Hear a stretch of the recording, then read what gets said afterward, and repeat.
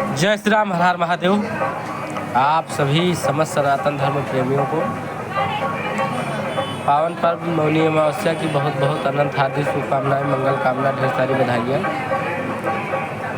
और मैं पहले से ही कह रहा था कि बहुत भीड़ हो गई है महाकुंभ में, अपने लोगों को आने से रोक भी रहा था, और जिसकी वजह से लोगों ने व्यवस्था खुद बिगाड़ी और भगदड़ मची। खुद ही कुछ लोग मर भी गए और कुछ लोग हताहत हुए। इसके लिए संवेदना है।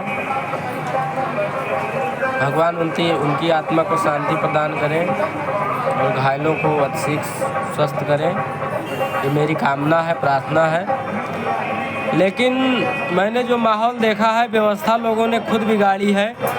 तमाम पुलिस वाले, प्रशासन के लोग रोक रहे थे जिस रास्ते से आने जाने को गाड़ियों को, उस पर लोग जबरन आ जा रहे थे, बैरिकेड तोड़ रहे थे, बांस बल्लियाँ तोड़ रहे थे।